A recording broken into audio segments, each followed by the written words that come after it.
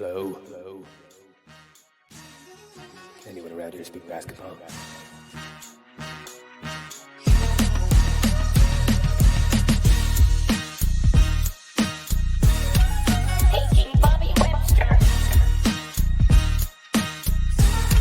This is Abby Silver.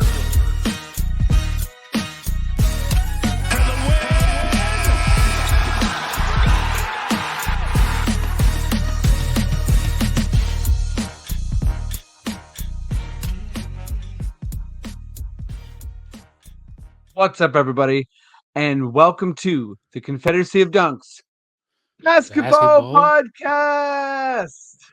I think I skipped my part.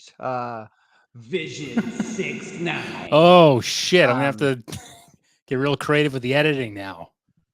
Yeah, that's on me, That's all right. Maddie. I'm coming to everyone from Hastings, Ontario. A cottage-y place off of Rice Lake near Peterborough. So, we'll hope that my technology kind of works. I couldn't hear the music, but I could hear the stings, Maddie.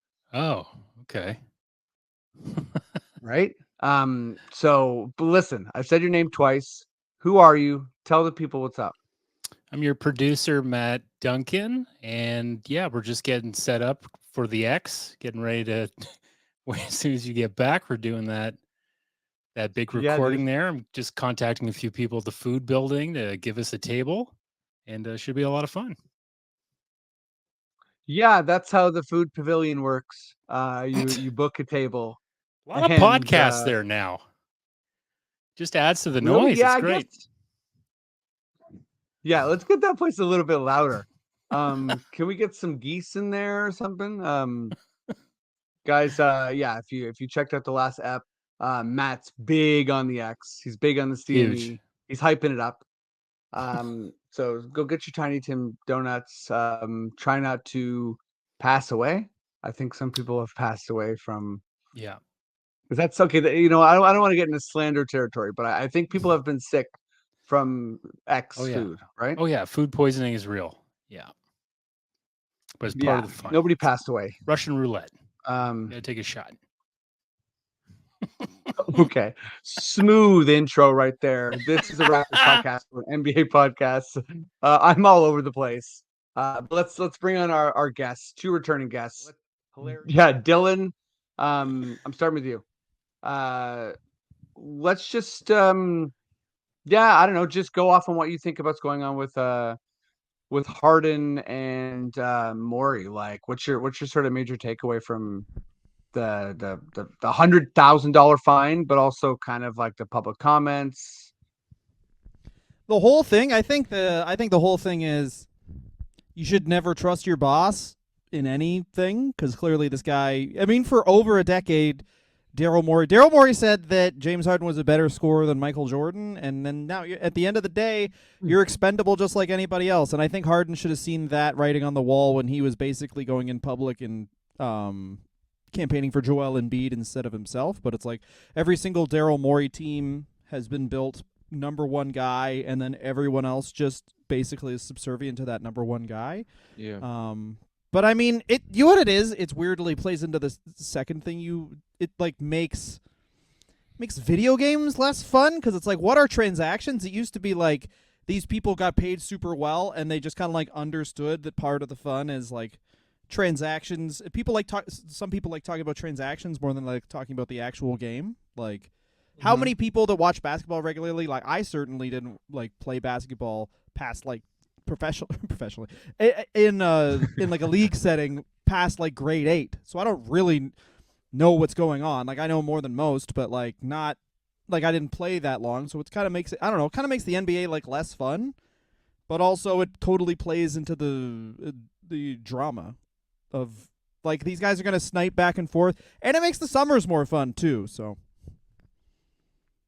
yeah, I mean, I've said a million times, I feel like the NBA has sort of evolved into this thing where there's like transaction fans, there's draft fans, there's like on-court basketball fans. Some people like all of it.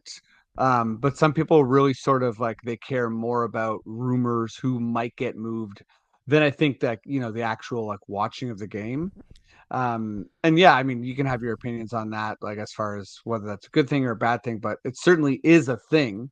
Um, yeah, where are you at, Graham? And I guess also like, yeah, like what do you think about, if this is two people fighting, one of them's getting fined $100,000. So do you think this is kind of like people should be equally mad at Daryl Morey, or is this just sort of like he's allowed to do what he did and James Harden's pissed about it? I mean, I don't understand James Harden's position at all. It makes no sense to me. I just truly don't understand why he's doing this. He is a declining asset. He's going to get paid $35 million. I don't even know why he wanted to go to the Houston Rockets. I just don't understand anything. Like, the best chance he has to win a championship is playing with the reigning MVP. I don't know why someone's messaging me right now. Sorry. But yeah, the reigning MVP is Joel Embiid. He's right there. You have a great contract, and if you play really well this year, you're going to have an opportunity to. You led the league in assists. You have a giant man you just throw the ball to, and he puts it in the net, and then you have an opportunity to get like a 2-year contract for a gajillion dollars or a 3-year contract or something like that after this year. I guess he thinks that he can't win with Joel Embiid the same way that, like, I don't know, like, I guess Jimmy Butler wanted to stay, but like, it just seems like he doesn't believe in this team. He feels like maybe he feels like the Celtics are that good that there's no real reason to keep trying because they will not get past them, which is crazy to me. I just I don't get it. I don't get, like, Daryl Morey was his biggest backer. It was his best friend, and so what? It's business. I don't. He gave you $35 million. Like, he got you out of there. He got you traded for Ben Simmons. That was like the biggest Houdini thing in the entire world when it happened. Ben Simmons hasn't played yet. It makes no sense. And what he said about Daryl Morey in China, people don't like Daryl Morey in China. If you remember, he was like criticizing LeBron for doing business in China when they, were liquidating the Uyghur race and currently are. And so Harden, he's really trying to submarine that. He's trying to force a trade in a way I've never seen in before. He said like this, I was betrayed and whatever. That's one thing. Well, That's the Ben Simmons did it last year. I know, but he never went this step where he got a government involved. He went to China. He went to Daryl Morey's biggest enemy, one of the world's nuclear superpowers, and was like Daryl Morey's a traitor. And China was like, yeah, he is. I do like that. Like, I don't know. Yeah. And like, that's like, honestly, Daryl Morey was worried for his life a couple years ago. Not like so this is like a big deal. Anyway, James that's my Harden rant. wants to be no on idea. the Clippers bad enough that he doesn't care about a man's life or family, and that is what it takes to win. Yeah. But also, James Harden just wants to play. Danger. James Harden is so close to being my favorite basketball player of all time. It fucking sucks because he doesn't. All he wants is money. He likes to. Yeah. If you make him up happy, he just binge eats, which I really like. Like, he's that passive aggressive. Like, in the same way that, like, hockey players were, like, the whole thing about hockey players is they're silent to the camera, like the most boring interviews in the world, but then on the ice, if they have a problem, they'll just, like, sucker punch somebody. Basketball players are the best because they are so loudly upset, but then on the court, they're like, no, this is my friend. We're in a union together.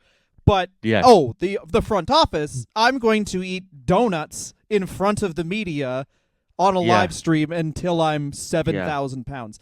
But the problem is with James Harden, it's kind of like, I don't know. There's this quote that you see all the time posted on people's Instagrams when they're going through something in their life, but it's like, people will tell you who you are, you just have to who they are, you just have to listen. And James Harden doesn't care about winning. He cares about friggin' ISO ball, throwing up threes, getting drunk at the club, which is fantastic. But you can't expect a guy who's never cared about winning really to care about winning. Yeah. Yep. Which is good. I was going to ask you. Do you think he wants to win a championship?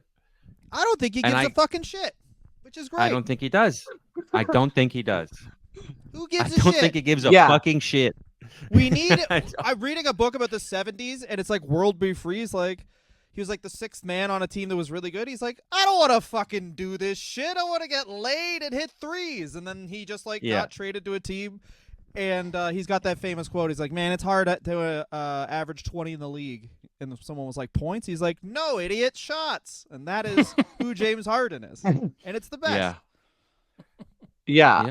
I do think players this is a huge generalization, but so much always comes up about how, sacrificing to win and all that kind of stuff. And I feel like that's just not the practicality of being an athlete, having a short earning window, having an agent, having, this whole sort of team behind you. People want to make money first and then hopefully also win. I think this idea that players, I think James Harden for sure wants to win, but that is not at any point going to be. He wants to score a lot of points. He's a businessman. That's not going to be it. That's not he ahead hit threes of him and making smoke money. Trees. And that's the same for like Kyle Lowry or Jimmy Butler or anyone who sort of even is like sort of described as like, I'm a winner. Like anyone who's sort of like making sure that they get the maximum amount of money. And even if he's not take the odd pay cut, he's going to lose money doing this. Yeah. Unless going. Yeah. Yeah. I just think that this is like a bad business calculation. I think it's bad for winning. It's bad for business. I mean, I'm no expert, but I just feel like where he is, his age and where he's at, like if he gets, where's he going to get traded to? I don't understand where he's going to get traded to. Maybe he just doesn't like getting loaded in Philly. I don't really understand. Sorry, go ahead, Dylan.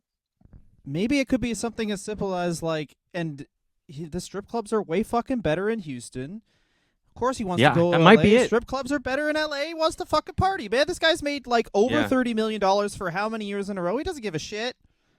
This guy doesn't give a shit. He's the best. Anyway, get him. He was my favorite player for a long time. You should. I thought he was so cool. He was a fucking fat He looked like a guy pro hitting threes with a skater. beard. Yeah, exactly. Yeah. Like a pro skater. He did. He does. He had like a faux hawk and a beard, like back when that was like insane. He does look like a character in a video game. Well, let me stick with you for this last question here. This is our main Raptors topic, and it's a hilarious one. We just hired someone who, I guess, synergy, for anyone that wants to like really dive into it, on the Raptors show with Will Liu, they had Louis Zatzman, and it sort of dived into kind of like, how big of a deal this is or isn't.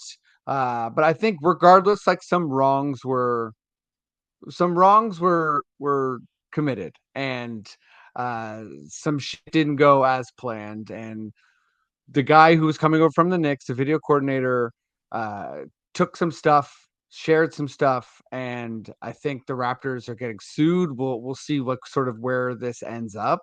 But my larger question is, how widespread do you think this type of cheating is?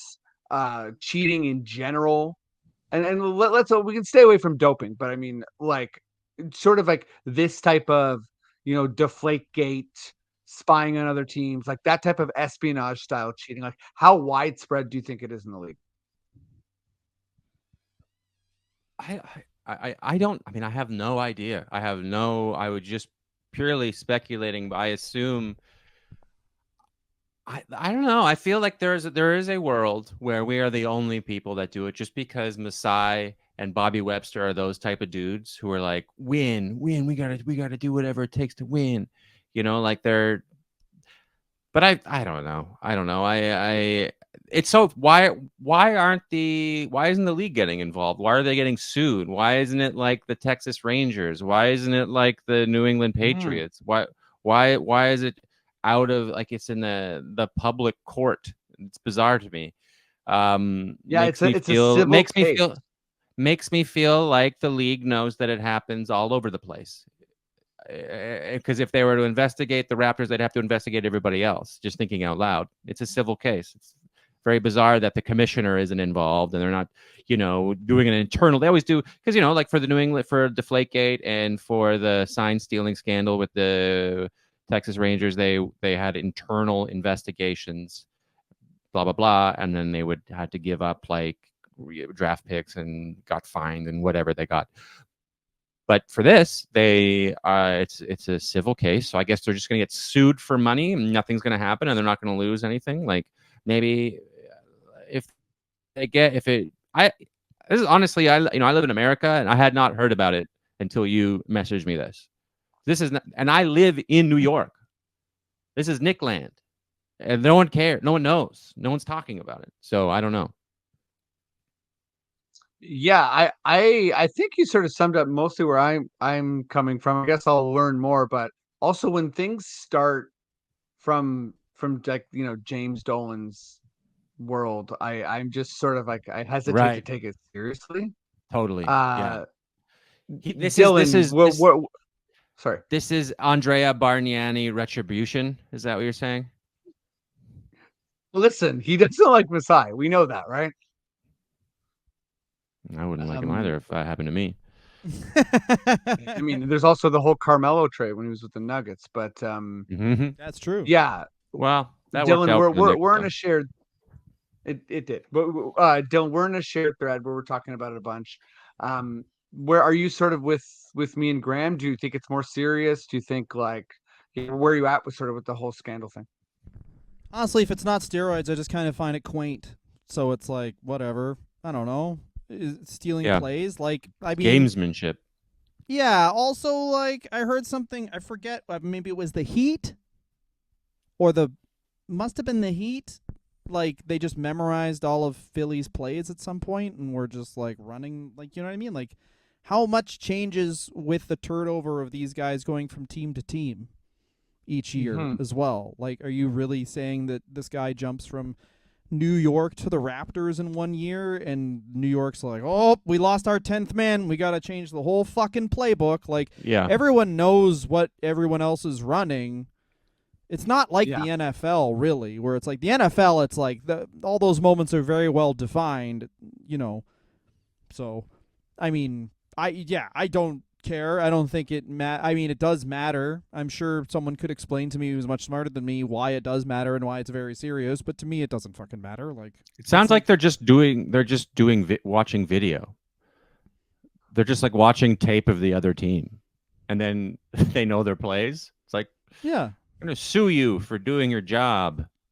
I don't know. Okay, this guy does this, and then this guy. It's kind of like it's easy to. And then that's why people don't really show all of their cards in the regular season, but then some teams have to. So it's a very interesting thing. I don't know. Like what the meta, I'm not completely there on. Like if I watched every basketball game, I'm sure that I'd be like, oh, wow, like the Lakers ran that play totally differently in the first part of the year because they were like setting people up. And like I heard this interview with Kobe. Now this is kind of off topic, but where he was talking about like, oh, the first quarter exists to set up what I'm doing in the fourth.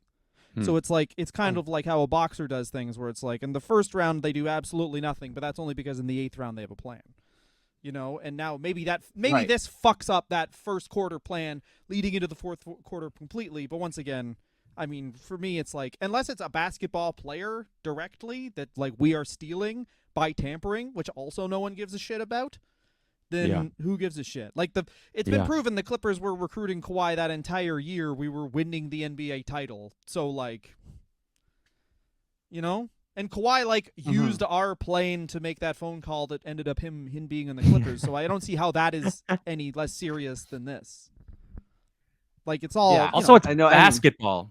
And also it's basketball, it doesn't matter, and everyone cheats because look at the amount of money that's on the line. Like Greg Popovich just got how much of a salary?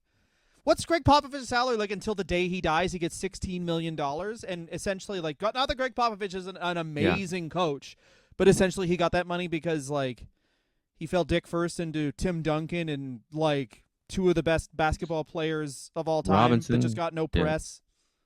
Yeah. Like Tony Parker and Manu Ginobili just got no press because they were just like Mhm. European, and they were like, yeah, okay, I'll score 18 points a game. I don't give a shit. But it's like if Tony Parker was on some fucking random team or Manu Ginobili was on some random team, they'd average like 30 a night.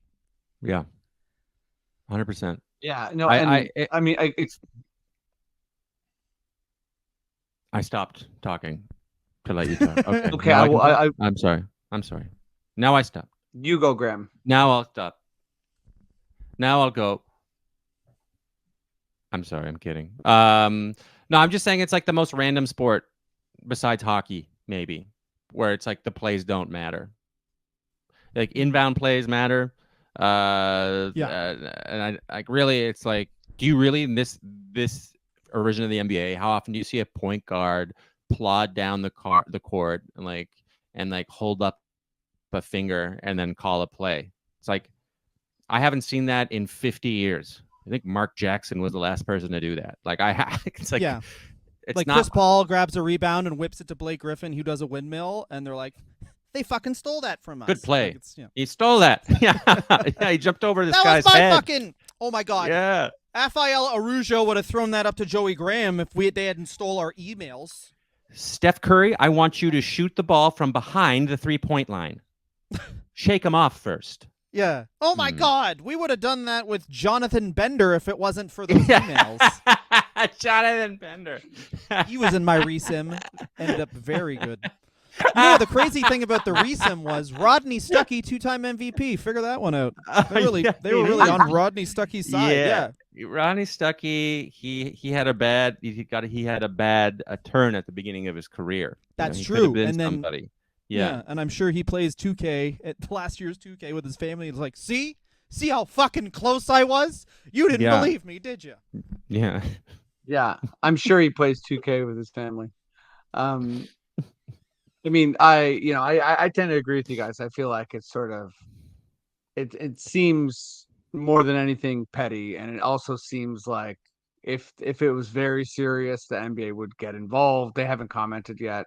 Yeah, but the NBA would 100% be involved if it was actually serious. Like all the tampering shit they do. The fact we were talking about it earlier, I thought the James Harden shit was going to be the fucking he clearly took less money so they could get players, and then the promise Daryl Morey is a liar, and then even Harden had to clear up like, oh no, that was about a thing. No, Daryl Morey's a liar because he said, hey, sign this small contract now and I'll give you a fucking max deal. We're awesome, and he didn't. Yeah. That's why he's a liar. Not that he wasn't going to trade. Like, no one's going to fucking trade for a guy on an expiring deal when Daryl Morey wants like 6 swaps and 7 first-round picks. Like, this shit happens all the time because of all the money that's at stake and all of the glory that's at stake as well. So, this shit's going to happen. Yeah. Doesn't matter that the Raptors did it. No, it's quaint. Like, this is the only way we can cheat. We can't recruit any players. We're like, oh, yeah? True. Well, I know how you run a pick and roll. That's honestly a very good point. And then the Raptors are like, we have Pascal Siakam now, and we're like, oh, good move. We're can I say that frankly, if we are actively cheating, I am, back to Graham's point and Masai and Bobby, like I'm sort of proud. Like, I kind of like that we're trying, like that we're not just like the Wizards or whatever, and just like dying over and over. Like the fuck Brooklyn moment. A little bit. It's a little bit like, listen, we're cheaters, so we're gonna cheat. We're the bad boys now. But guys, we're the Raptors, and we're having leather jerseys this year, even though we sweat more. Guys, we made it to the end of the pod. Before we go, we gotta do classic plugs. Graham, what's up? What do you want to tell people? Oh, let them know my Toronto fans, my GTA fans, Grand Theft Auto and Greater Toronto Area, just realize that they're the same. Whoa. I am going to be part of Just for Laughs in Toronto this September. I'm doing my one-man show, Pete and Me, on September 26th. 27th and I believe the 29th. Tickets are available at justforlaughs.com and anyway, they're definitely available at my website, grahamk.com, GrahamKay.com. WeTheNorth.com. It is it's a comedy show. It's a themed comedy show about what it was like and what growing up with a severely disabled brother and what it means for my family's future. And no, I'm not making fun of my brother, which is what some people ask me. I'm not doing a show making Pre-defensive fun of there. a disabled man. Yeah, I am. Yeah, maybe I am. The whole show is that defensive. Yeah. Yeah, what's your Listen, fucking problem, huh? I start doing that. Everybody. Huh? I'm not so gonna make what? fun of him. Guys, This is my life. Graham's amazing. Check out this show. He's on the poster. If you're on the subway or whatever, his name's there. He's on the poster. Oh, I thought my picture's on the poster. I was like, that makes no sense. Yeah, no, Yep. not yet. One day. Dylan, what's up? Yo, I'm the catcher for the East York Bulldogs. You guys want to come? Topham Park. Oh, You hell can yeah. watch me play Tuesday and fucking Thursday. I do comedy too, but who gives? Everyone fucking does comedy. Who gives a shit about that bullshit? At Dylan Gott on all social media sites, whatever your favorites are: TikTok, Instagram, YouTube, X. If you're big on X, if you're dropping the X.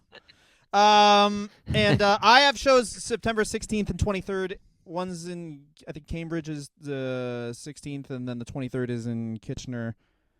Please help me sell tickets to those. If you don't want to leave your house, I have a podcast, John and Dylan Online, where we talk about internet topics from the past. Like we did an episode on LimeWire. We did a really fun episode on Logan Paul's suicide forest video that is even more unhinged. I had never seen the video before, and then I actually watched it.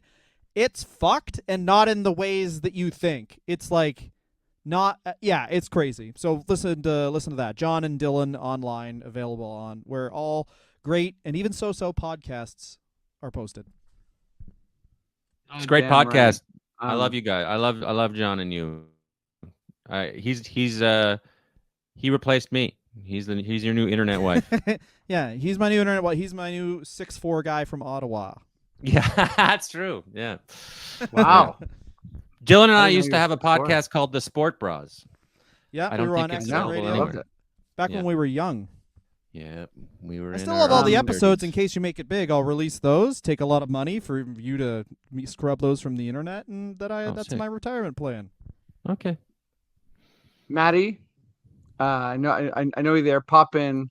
Let Yeah. people know. What they need to know. Still at the X. Still at the X, guys. If you watched our clips on YouTube, fantastic. Go to a podcatcher, listen to the full episode, then go over to RaptorsRepublic.com. Pay the paywall, read the fancy articles, and everything will be good. Okay. Shout out to Darko. Shout out to the cheaters with the Knicks and everything else. And we'll see you in a couple weeks. Beauty. If we're done, if you feel like we're good to go, please just give me those words I love so much. Okay. Okay, check out the new episode of Confederacy of Dunks, only on the Rapcast.